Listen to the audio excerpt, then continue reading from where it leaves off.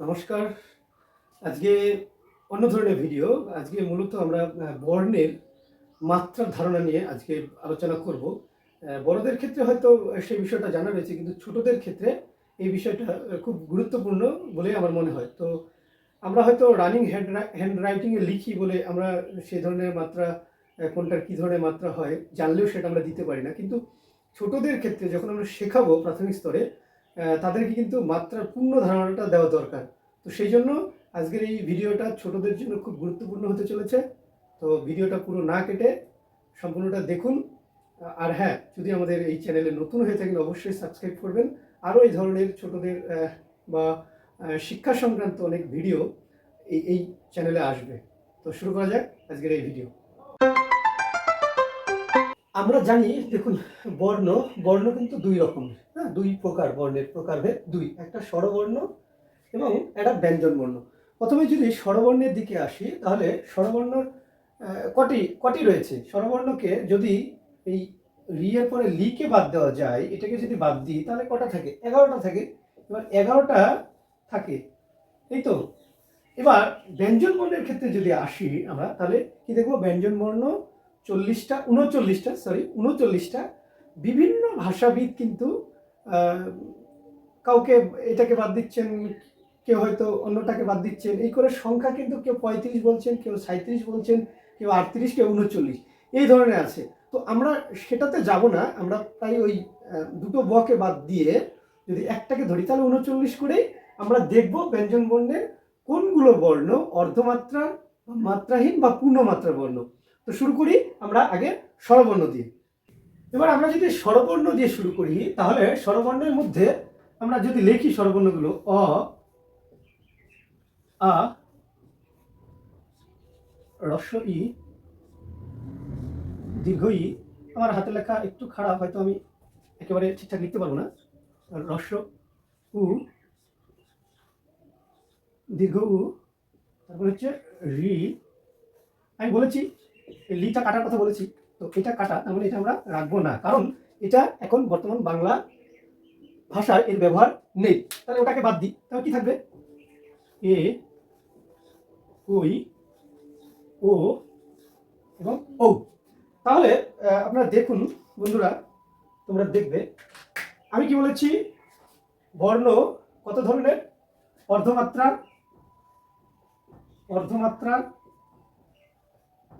তারপরে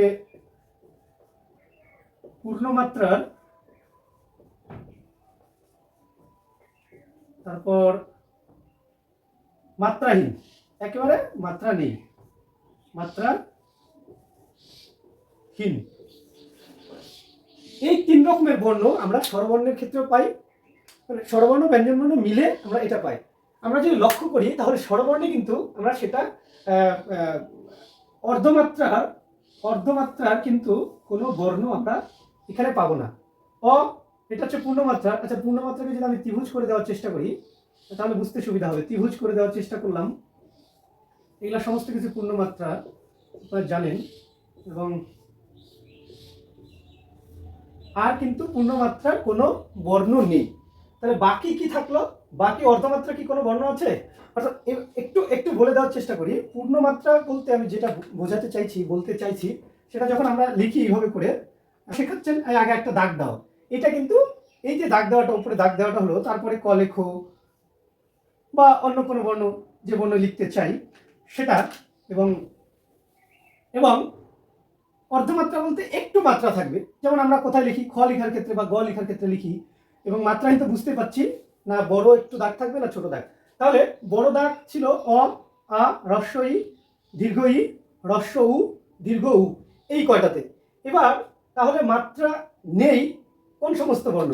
একেবারে রি এর কিন্তু অনেক জায়গায় দেখবেন আপনারা এই পেছনটাতে, অপরটাতে কিন্তু দেয়, এটা কিন্তু নয়। রি এর কিন্তু মাত্রা নেইগুলো আমি গোল করে দিচ্ছি। আচ্ছা, এটা মুছে দিই রি এর পরেরটা, তাহলে বুঝতে আরো সুবিধা হবে। তাহলে রি এর কোনো মাত্রা নেই, এর তো কোনো মাত্রা নেই, ও এর কোনো মাত্রা নেই, ও মাত্রা নেই, ও মাত্রা নেই।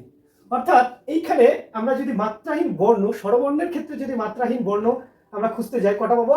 মোট পাবো আমরা 5টি। মাত্রাহীন বর্ণ পাবো 5টি, এবং মাত্রা যুক্ত বর্ণ কটা পাবো?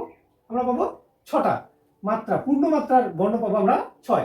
এই হচ্ছে ব্যঞ্জন স্বরবর্ণের মধ্যে মাত্রাহীন বা অর্ধ নেই এখানে, মানে মাত্রাহীন বা পূর্ণমাত্রা বর্ণের সংখ্যা, এই সংখ্যাটা আমরা রাখি এবং পরবর্তী ক্ষেত্রে আমরা ব্যঞ্জন বর্ণের ক্ষেত্রে যখন দেখবো তখন এটা মেলানোর চেষ্টা করবো। তো এই ছিল আজকে স্বরবর্ণের ক্ষেত্রে মাত্রা যুক্ত পূর্ণ মাত্রার অ, আ, হ্রস্ব ই, দীর্ঘ ই, হ্রস্ব উ, দীর্ঘ উ, দীর্ঘ উ এবং রি, এ, ওই, ও, ঔ, এগুলো হচ্ছে একেবারে মাত্রাহীন বর্ণ। এবার আমরা চলে যাবো ব্যঞ্জন বর্ণের ক্ষেত্রে। ব্যঞ্জন বর্ণের ক্ষেত্রে কোনগুলো বর্ণ অর্ধমাত্রার, পূর্ণমাত্রা কিংবা মাত্রাহীন। এবার একটা বিষয় এখানে লেখা আছে অর্ধমাত্রা, অর্থাৎ মাত্রা অল্প থাকবে। তো অর্ধমাত্রার বর্ণগুলোকে আমরা দেখা যাচ্ছে যে ধরুন ত্রিভুজ করে মার্ক করবো, ঠিক আছে। পূর্ণমাত্রাটাকে আমরা কোনো মার্ক করবো না এবং মাত্রাহীন যেটা আছে সেটাকে আমরা গোল দিব, তাহলে আমি বুঝতে পারবো পূর্ণমাত্রার বর্ণ কি কি আছে। তাহলে দেখুন আমরা যদি দেখি তাহলে কি দেখতে পাবো যে ক দেখুন পুরো মাত্রা রয়েছে। তো আমরা বলেছি পূর্ণমাত্রার ক্ষেত্রে কোনো কিছুতে মার্ক করবো না। খ দেখুন পেছনের দিকটাতে অল্প একটু রয়েছে, অর্থাৎ খ কিন্তু অর্ধমাত্রা হলে কি করবো আমরা বলেছিলাম ত্রিভুজ করে দেবো। এবং তারপর হচ্ছে গ, কটাও দেখুন পেছনের দিকে অর্ধেক রয়েছে, করে দিলাম। তারপর চ, ছ বর্গীয় জনি, ঝ দেখুন মাঝখানে ফাঁকা আছে, অর্থাৎ পূর্ণমাত্রা নয়, ঝ করে দিলাম।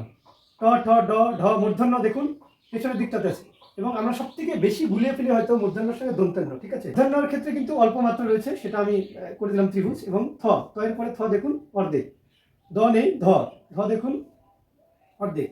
এবং তারপর পয়ে দেখুন অর্ধেক মাত্রা, পূর্ণমাত্রা কিন্তু নেই। কিন্তু আমরা কিন্তু লেখার সময় যে কোনো বর্ণ লেখার ক্ষেত্রে আমরা আগে মাত্রাটা দিয়ে দিই, তো সেটা আমাদের ভুল হয় অবশ্য।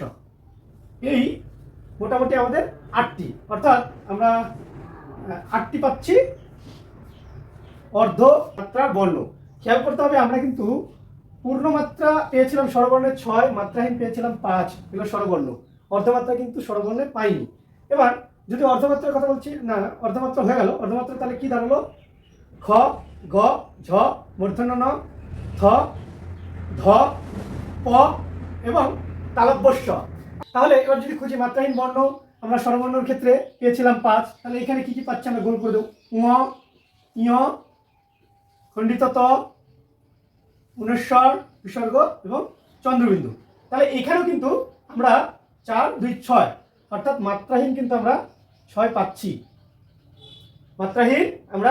পাচ্ছি, বাকি যা থাকছে সম্পূর্ণ কিন্তু পূর্ণমাত্রার বর্ণ।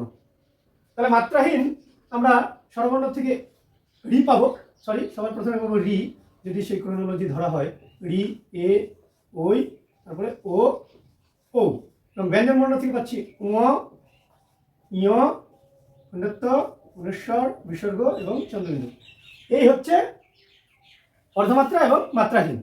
তাহলে মাত্রাহীন দাঁড়ালো 5 আর 6, 11। দেখুন 5 এবং ব্যঞ্জন বর্ণে 6, স্বরবর্ণে 5 এবং ব্যঞ্জন বর্ণে 6। আর সমস্ত অর্ধমাত্রা বর্ণ, মোট 8টি অর্ধমাত্রা বর্ণ পুরোটাই কিন্তু ব্যঞ্জন বর্ণ পাবো। বাকি সব যা থাকছে পুরোটাই কিন্তু পূর্ণমাত্রা বর্ণ। তাহলে আজকে কিন্তু আমরা পুরোটা জানলাম যে কোনগুলো অর্ধমাত্রার, মাত্রাহীন, পূর্ণমাত্রার বর্ণ। এইটা কিন্তু আমাদের জন্য যেমন গুরুত্বপূর্ণ, আমরা অনেক সময় করতে পারি না, তাড়াহুড়া করে লিখি বলে। কিন্তু ছোটদের যখন আমরা শেখাবো, নিশ্চয়ই তাদের মাত্রার সম্পূর্ণ ধারণা কিন্তু তাদের দিতেই হবে। সেই জন্য ছোটদের জন্য এইটা খুব গুরুত্বপূর্ণ। তো দেখা হচ্ছে পরের কোনো ভিডিওতে, ততক্ষণ আপনারা সুস্থ থাকুন, ভালো থাকুন, ধন্যবাদ।